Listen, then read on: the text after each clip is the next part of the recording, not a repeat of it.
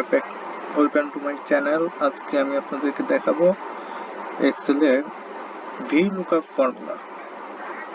আচ্ছা, VLOOKUP ফর্মুলাটা কি সেটাকে আমাদের জানতে হবে। V মিন্স ভার্টিক্যাল, লুকআপ মানে খোঁজা।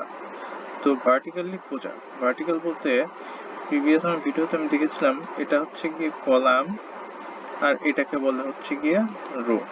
তো কলামটা কি ভার্টিক্যালি আছে, তো ভার্টিক্যালি এখানে যে ডাটাগুলো থাকবে সেখান থেকে একটা ইউনিক আইডি ধরে সেই ডাটাগুলো এখান থেকে ফাইন্ড আউট করা, লুকআপ করা। ওকে, তাহলে প্রথমে চলুন আপনাদেরকে আমি দেখাই যে লাস্ট ভিডিওতে আমি বলেছিলাম সেল লক করার বিষয়ে। আচ্ছা, সেল লক করার বিষয় কি, এটা একটা ধরেন সেল এম একটা সেল, এই সেলটাকে আমরা লক করব। কিভাবে লক করব সেটা দেখাই। যেমন বি লিখলাম, অথবা লিখতে পারি এখানে একজনের নাম জয়। আচ্ছা, জয়, আর এখানে লিখলাম 100।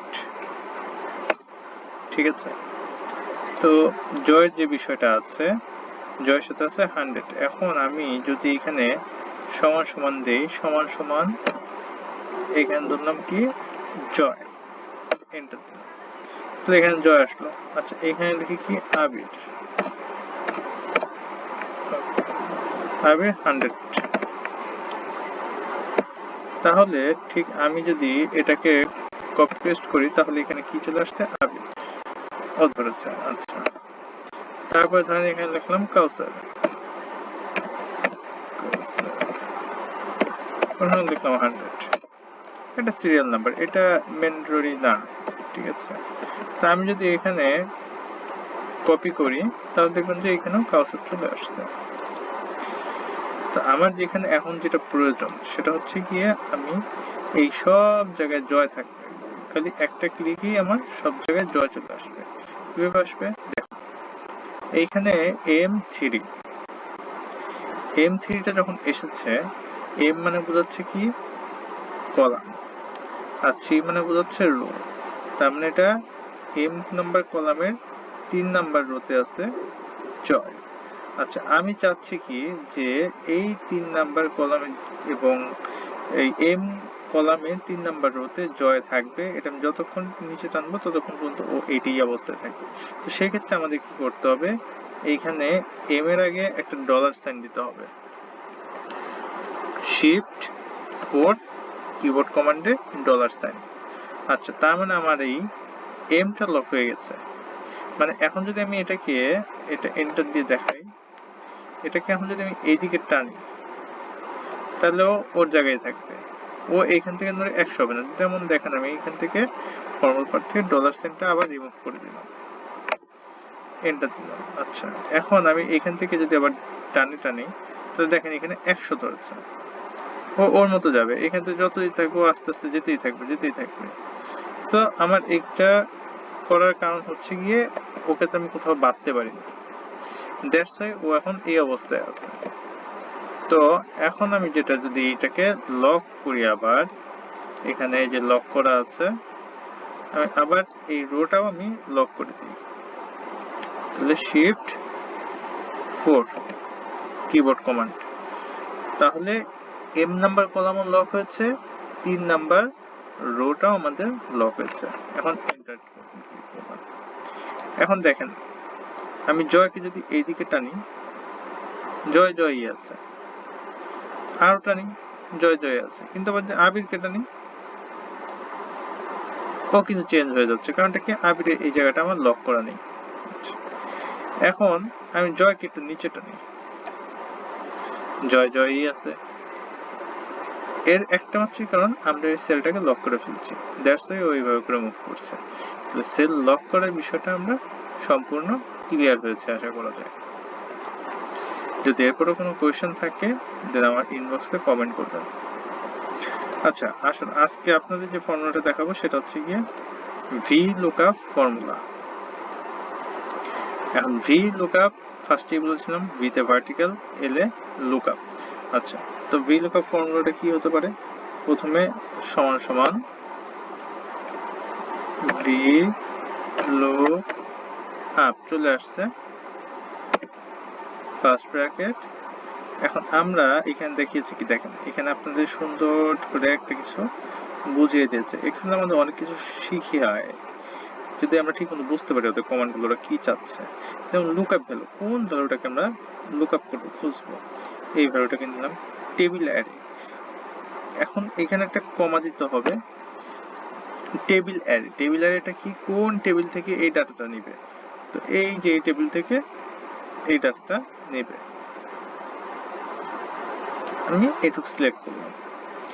একটা জিনিস খেয়াল রাখতে হবে, আমরা VLOOKUP যখন করবো, যে ডাটাটা খুঁজবো এটা সবসময় যেন ফার্স্টেই থাকে, এই কলামটা যেন ফার্স্টে রাখা হয়।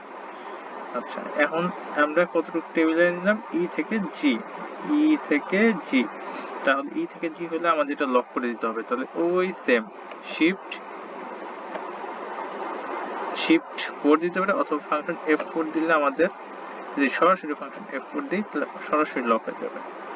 তারপর কমা দিয়ে আমরা এই ভ্যালুটা এখানে যে এমআরপি কয় নাম্বার কলামে আছে, 1 2 3। এখানে বুঝতে হবে, আপনি যদি আবার ধরেন যে ABCD ধরেন, তা হবে না। আপনি শুরু থেকে শেষ পর্যন্ত যে কয়টা কলাম সিলেক্ট করেছেন, আপনার সিলেকশনের উপর বেস করে সেটা নাম্বারিং করা হবে।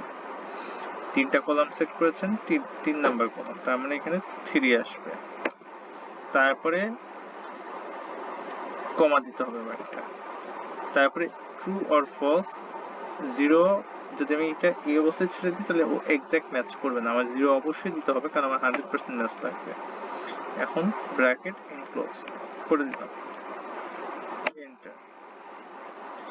এখানে কি আসছে, WFC049, এই কোডে আমাদের এমআরপি আছে 1695। তাহলে আমরা আসলে সত্যতা একটু যাচাই করে দেখি।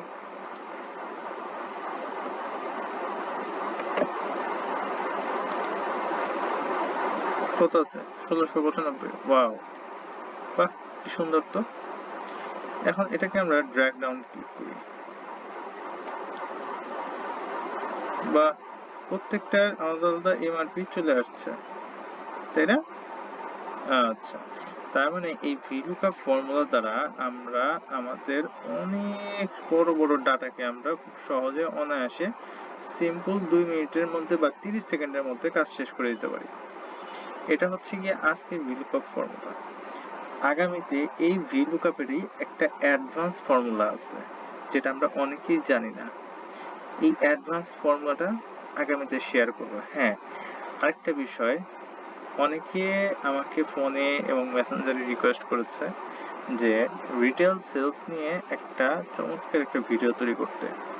আমি অবশ্যই তৈরি করব, আমি কথা দিচ্ছি, এবং আমি অবশ্যই দিব, কিন্তু তার আগে আমার চ্যানেলটাকে সাবস্ক্রাইব করতে হবে।